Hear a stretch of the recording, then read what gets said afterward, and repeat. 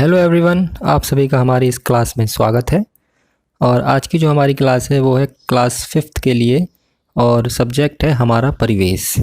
आज हम class 5th को हमारा परिवेश में मेरा परिवार मेरी प्रेरणा पार्ट 2 पढ़ाएंगे। ठीक है, तो सबसे पहले इस पूरे पार्ट को पढ़ेंगे, फिर इसके प्रश्न उत्तर और बाकी जो भी एक्सरसाइज वर्क होगा वो सब देखेंगे। ठीक है, तो चलिए पहले इस पार्ट को पढ़ते हैं। मैं स्कूल से खुश होकर लौट रही थी। पर्यावरण संरक्षण पर सबसे अच्छा लेख मेरा था। ठीक है, पर्यावरण संरक्षण का मतलब होता है पर्यावरण को बचाने पर, संरक्षण का मतलब बचाना। ठीक है, सबसे अच्छा लेख किसका था, उसका नाम अभी नहीं दे रखा है, केवल मैं से यूज किया गया है। मैं घर पर 2 लोगों को अपनी यह बात सबसे पहले बताना चाहती थी। एक मेरी नानी और दूसरे मेरे भैया। वे दोनों मेरी बातों से सबसे ज़्यादा खुश होते हैं। ठीक है, तो यहाँ पर किसी लड़की की बात की गई है, क्योंकि यहाँ पर रही थी आ रहा है ना, तो हमें पता चल गया लड़की है। और वो अपने स्कूल से एक प्रतियोगिता है, उसमें उसने एक अच्छा लेख लिखा था, तो अपने घर पे जाके वो बातें बताना चाहती है। किन 2 जनों को, नानी को और भैया को। चित्र में देख रहे होंगे, ये नानी है, ये भैया है, ये मम्मी है और ये वो लड़की है और ये शायद उसके पिताजी। मेरी नानी मेरे बारे में सुनने को हमेशा उत्सुक रहती है। भैया से मुझे हमेशा प्रेरणा मिलती है। प्रेरणा का मतलब होता है जैसे कोई भैया कोई अच्छा काम कर रहे हैं तो वही काम हमें करने का भी मन करे, उसे कहते हैं प्रेरणा। नानी के घर में उनकी देखभाल करने वाला कोई नहीं है। भैया की बात मानकर नानी अब हमारे साथ ही रहती हैं। नानी की उम्र ज़्यादा है, ये है नानी जी। वह ऊंचा सुनती हैं मतलब कम सुनती हैं और उन्हें दिखता भी कम है। रोज़ सुबह पापा उनको अखबार ज़ोर ज़ोर से पढ़कर सुनाते हैं। इस उम्र में भी नानी तरह तरह के पकवान बनाती हैं। वो बाटी चोखा भी बहुत अच्छा बनाती हैं। बाटी चोखा एक व्यंजन होता है जो कि वो नानी बहुत अच्छा बनाती हैं। माँ ने उन्हीं से बनाना सीखा। माँ आज भी नानी से पकवानों को बनाने के बारे में पूछती रहती है। नानी के साथ हम सब मज़े से रहते हैं। तो इसके परिवार में कौन कौन लोग रहते हैं, एक तो वो लड़की है जो ये कह रही है, एक उसके भैया हैं, मम्मी है, नानी है और पापा हैं, यानी कि कुल 5 लोग उसके परिवार में हैं। आगे चर्चा करते हैं। चर्चा करिए, जब कोई व्यक्ति बूढ़ा हो जाता है तब उनको क्या क्या तकलीफ़ हो सकती हैं। तो बताइए, जब कोई व्यक्ति बूढ़ा हो जाता है तो क्या क्या तकलीफ़ हो सकती है। हो सकता है उसको सुनने में तकलीफ़ हो, देखने में तकलीफ़ हो, और हो सकता है उनके स्वास्थ्य में कोई खराबी हो, या फिर हो सकता है उनके चलने फिरने में तकलीफ़ हो। तो जब शरीर हमारा बूढ़ा हो जाता है तो हमारे शरीर में काफ़ी सारी परेशानियां हो जाती हैं। तो हमारा ये कर्तव्य बनता है या हमारे ये संस्कार बनते हैं कि अगर हमारे घर में जो बूढ़े हमारे दादा दादी हैं, हम उनकी तकलीफ़ों का ध्यान रखें और उनकी सेवा करें। आगे पढ़ते हैं। मेरे भैया किशन संगीत सिखाते हैं।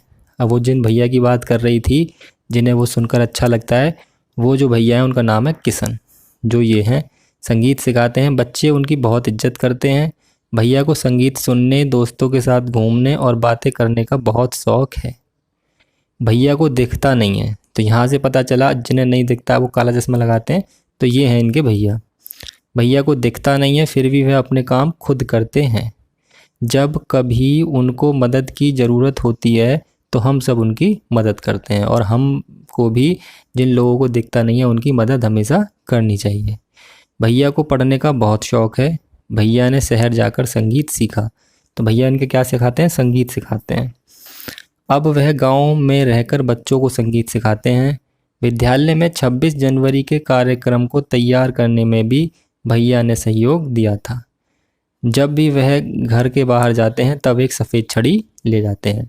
सफ़ेद छड़ी क्यों ले जाते हैं, क्योंकि वो उससे रास्ता देखते हैं। ठीक है, अब आगे पढ़ते हैं। आगे है, चर्चा करिए, हम उन लोगों की मदद कैसे कर सकते हैं जिन्हें दिखता नहीं है।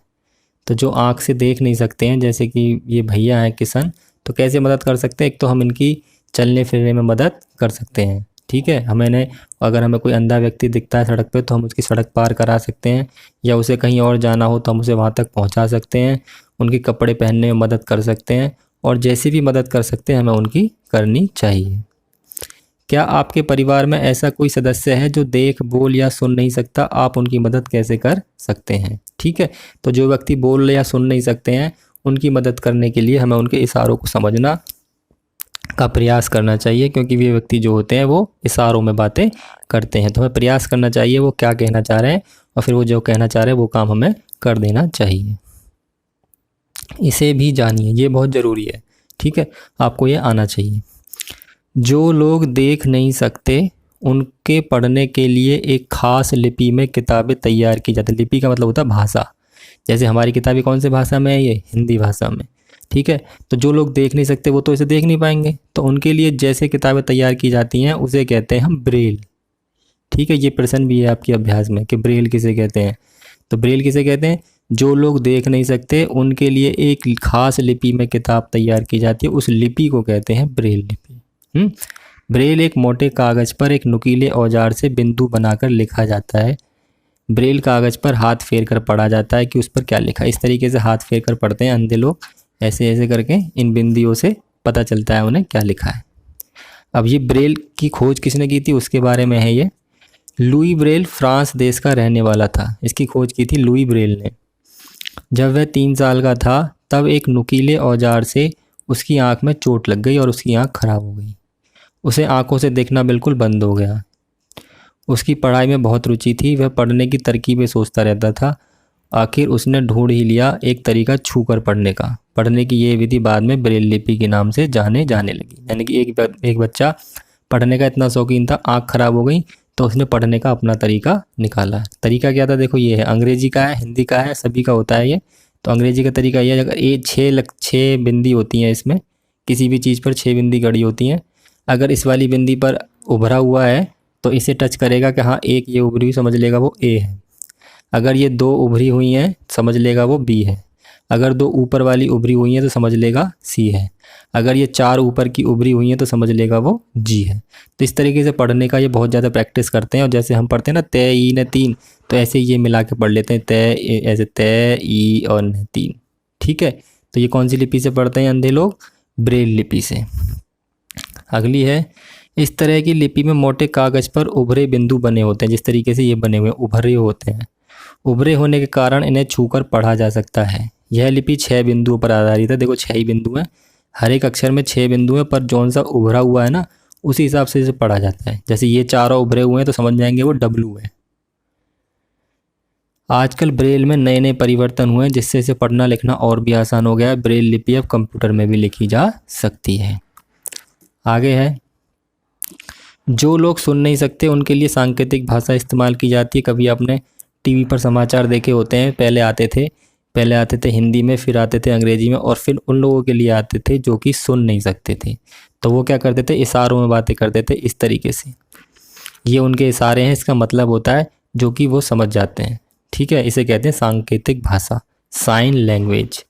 सांकेतिक भाषा पर आधारित विशेष कार्यक्रम टीवी पर प्रसारित होते हैं। ठीक, आगे है,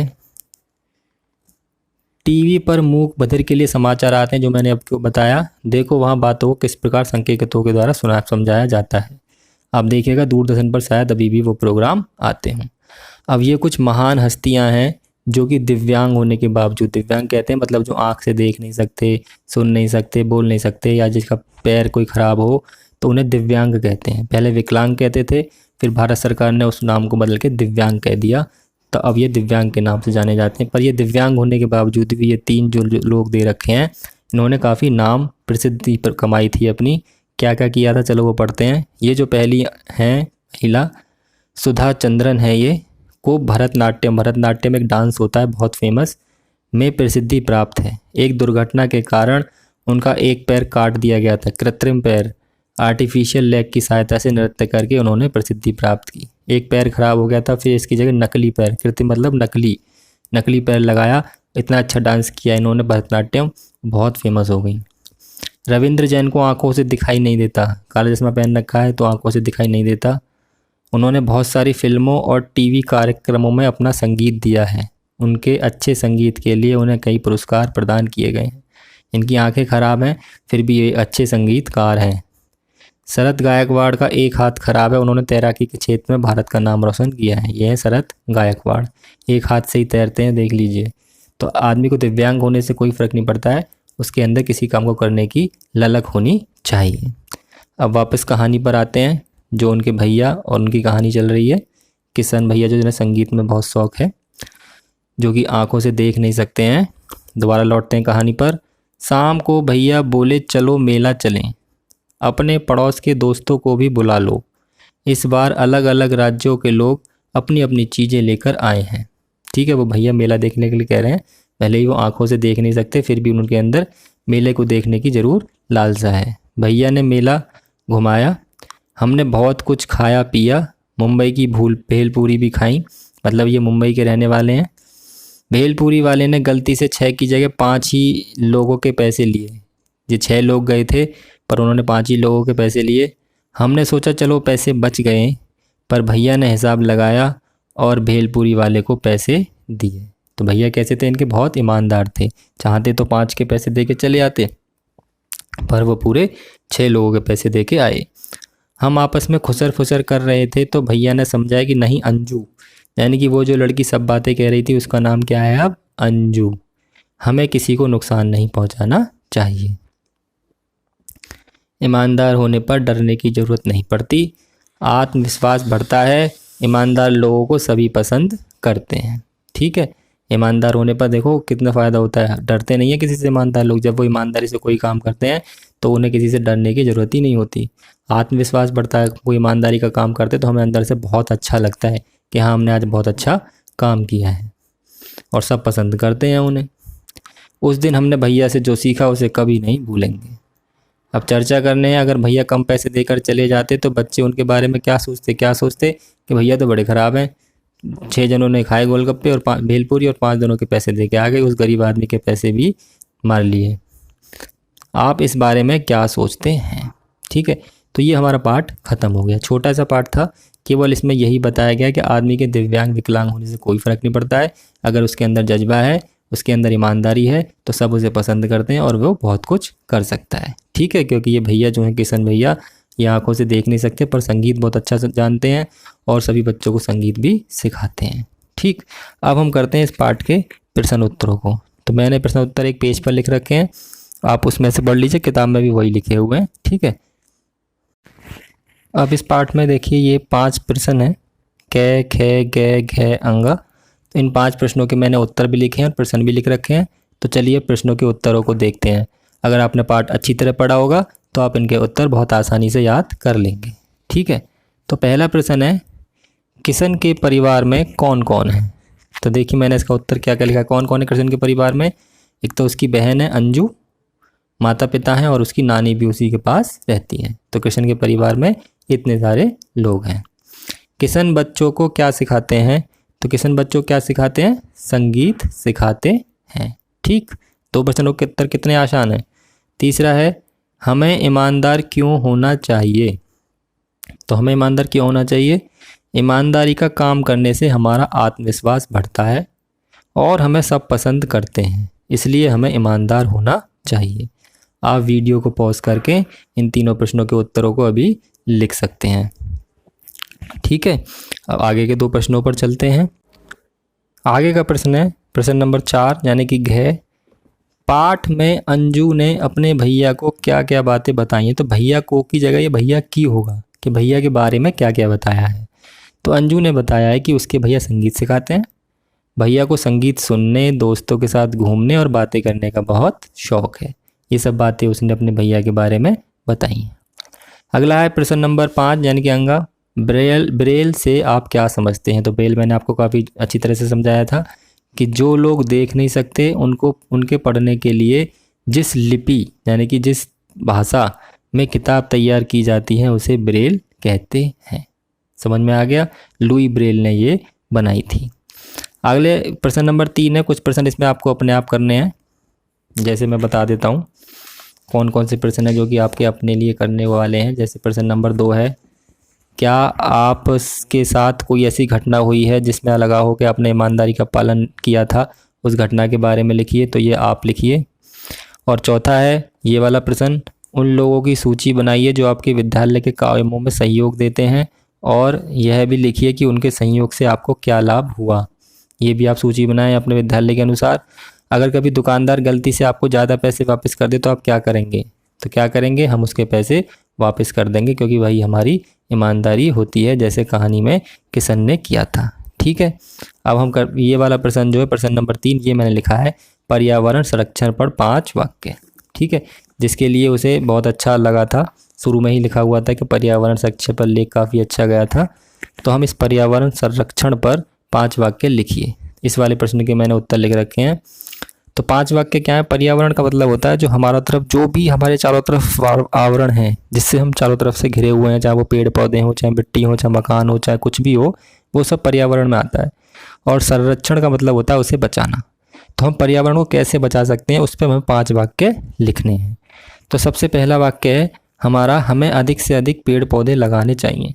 पर्यावरण का सबसे ज़रूरी चीज़ क्या है? पेड़ पौधे। ठीक है, जब पेड़ पौधे नहीं रहेंगे तो हम जीवित भी नहीं रह सकते। तो हमें अधिक से अधिक पेड़ पौधे लगाने चाहिए। दूसरा है, पेड़ पौधों को काटना नहीं चाहिए। ऐसा नहीं कि लगाते चले जाओ और पीछे से काटते चले जाओ। पीछे वाले हमें काटने नहीं है और नहीं हमें लगातार लगाने हैं। वायु प्रदूषण करने वाली वस्तुओं का कम उपयोग करना चाहिए। वायु प्रदूषण से भी पर्यावरण जो है दूषित होता है। ठीक है, तो अगर पर्यावरण का संरक्षण करना है तो वायु प्रदूषण करने वाली वस्तुओं का कम उपयोग करना चाहिए। ज़्यादातर वस्तुओं के पुनः उपयोग की आदत बनानी चाहिए। पुनः का मतलब होता है दोबारा। हम, ऐसा होता है कभी कभी कोई चीज़ लाते हैं और थोड़ी देर एक बार यूज किया और उसे फेंक दिया, उसके बाद क्या होता है कि वो जो है मिट्टी में मिल जाती है, जिससे मिट्टी दूषित हो जाती है और फिर नई चीज़ बननी पड़ती है।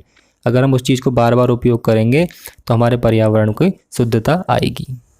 अगला है 5वां, हमें पर्यावरण संरक्षण पर लोगों को जागरूक करना चाहिए। ये सबसे मेन पॉइंट है और ये बच्चों के लिए बहुत ज़रूरी है, आपके लिए बहुत ज़रूरी है, क्योंकि आप लोग ही समाज को जागरूक कर सकते हैं। आप अपने घर के लोगों को, अपने गांव के आसपास के लोगों को बताइए या शहर के आसपास के लोगों को बताइए कि पर्यावरण इस वक्त दूषित बहुत हो रहा है, हमें इसके संरक्षण पर काम करना चाहिए, पेड़ पौधे लगाने चाहिए, वायु प्रदूषण कम करना चाहिए। उसे कहते हैं जागरूकता, लोगों को बताना।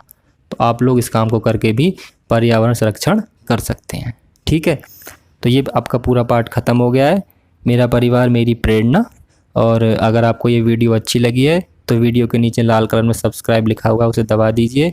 उसके पास ही घंटी का बटन दबा हुआ है, घंटी बनी हुई है, उसे भी दबा दीजिए, ताकि जैसे ही कोई हमारी वीडियो आए वो आप तक पहुंच जाए और आप अपनी पढ़ाई सबसे पहले कर सकें। आज की वीडियो यहीं ख़त्म होती है। धन्यवाद।